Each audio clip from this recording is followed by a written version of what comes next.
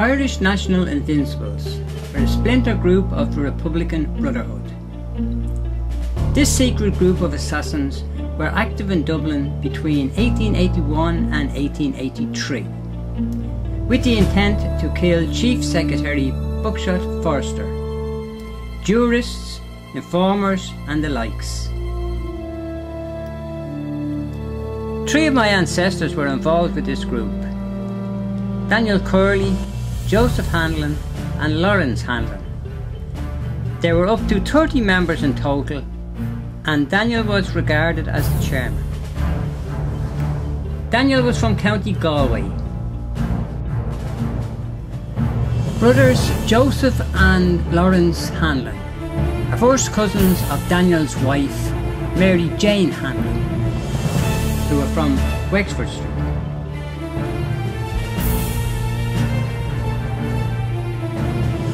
After numerous failures to target Forster, the group settled on a plan to kill the Under Secretary Thomas Burke at the Irish office.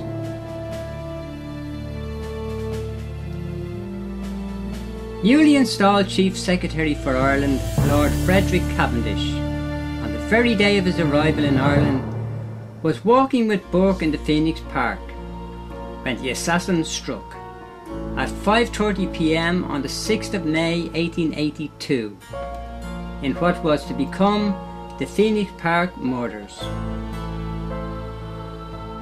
The first assassination was committed by Joe Brady, who knifed Burke, followed in short by Tim Kelly, who knifed Cavendish.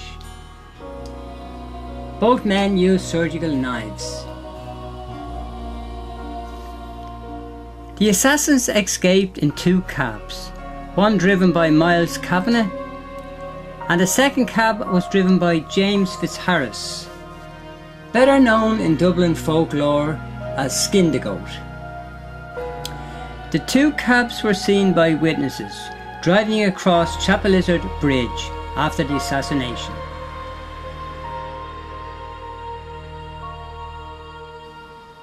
Lord Cavendish was married to Lucy Littleton, who was the niece of the British Prime Minister William Gladstone. On the 9th of May, the government offered a £10,000 reward for information that would lead to a conviction. On the 10th of November, they offered another £5,000 for private information. But none was forthcoming and no arrest had been made.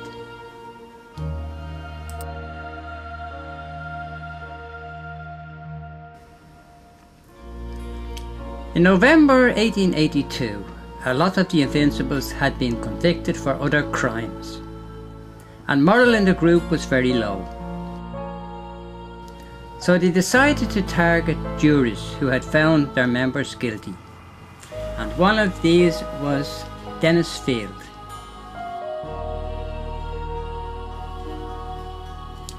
Joe Mullet and Lawrence O'Hanlon were convicted of the attempted murder of Mr. Field outside his house in North Frederick Street, and both men were sentenced to penal servitude for life. It took almost a year for Superintendent John Mallon, head of detectives at Dublin Castle, who had a good idea who was involved in the Park murders. He had a large number of suspects arrested and questioned, and by playing one suspect against the other, Superintendent Mallon got several of them to reveal what they knew.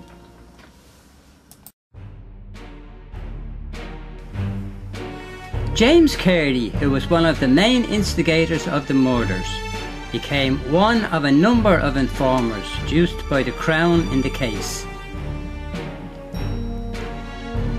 Superintendent Mallon essentially hoodwinked Carey into confessing and turning state evidence, and the case was built against about a dozen suspects who were rounded up and incarcerated in Kilmainham jail. Mallon organised the cell next to Carey be left vacant, and over a couple of days a stream of familiar establishment legal figures trooped in and out of the cell. Eventually, Carey's curiosity and anxiety got the better of him, and he asked the warder who was in the cell beside him. The warder had been told to tell Carey that it was occupied by Daniel Curley. Assuming that Curley was turning informer, Carey realised that he had to be quick. So he sent for Detective Mallon and turned state evidence against his invincible colleagues. Before Curley's evidence, which of course did not exist, could be used to hang him.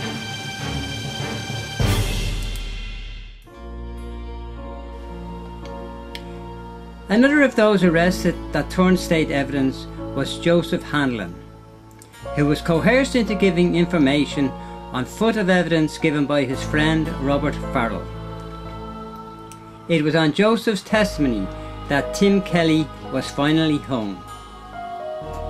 Joseph was put in the witness protection program and given a new identity. His brother Lawrence Hanlon was released in 1899. Lawrence never married, and in 1911 he was living in Harold's Cross Cottages. On the evidence of James Carey, 5 men were convicted for their part in the Phoenix Park murders.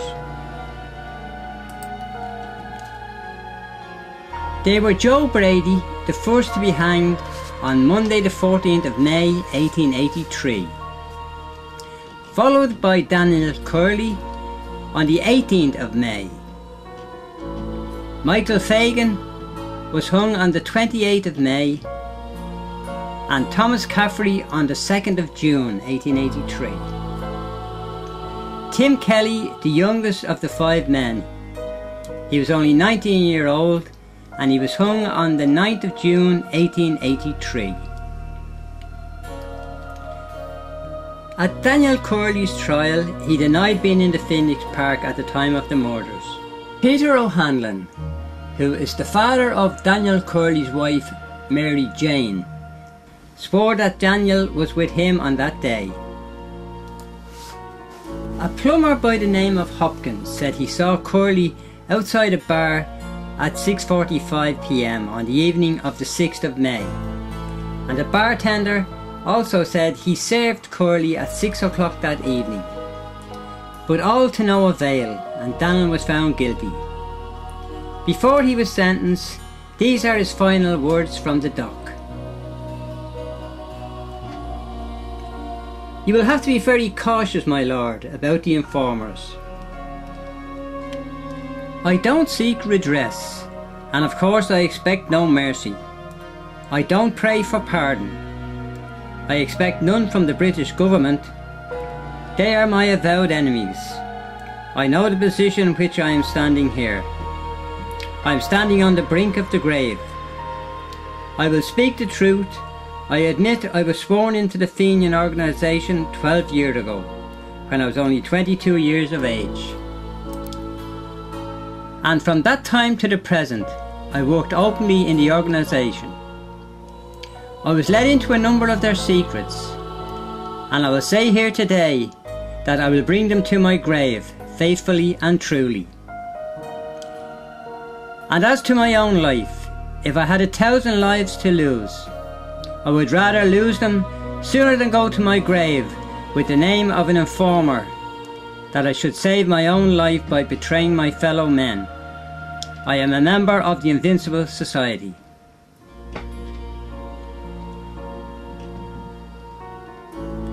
The night before his execution, his father and his wife Mary Jane visited him for the last time. In his last letter to his wife Jane, he wrote, "My dear and most beloved wife and children, I take this opportunity, the last day on this deceitful earth, of saying a few words to you, hoping you will forgive me for the steps I took with regard to my trial. I mean, for not trying to save myself as others did. But I could not stoop so low or bring myself to do so. My dear wife, I will die as I have lived, faithful to my country's cause. I will do as all honest men do, bring my secrets to the grave with me, and leave them that is at freedom to enjoy it. My dear wife, I will say no more on the subject, as I have domestic business to speak on. As this that I will speak, request you to keep a vigilant watch over our dear children. Keep them in school and religion, and off the streets. As you yourself will know, that I dread to see those children getting the run of the streets. Dear Jane, do not think that because I say this, that I do not have confidence in you. Yes, dear wife, I will be at rest, for I know you will do what is just for them. I will also request you not to let them out of your sight or care to anyone as long as you can help it. My dear and faithful wife, now about yourself. As I have told you before, I will not restrict you in any manner. If you think it well to change your widowed life, you can do so with all my wish and blessings. I never like to see anyone tied in love. I love liberty. But my dear wife, be very careful in your choice in a companion of deceitful men. Oh, my dear wife, I love you. Excuse me if I cannot speak of this matter, as it is very hard to tear my truthful heart from you and offer it to God.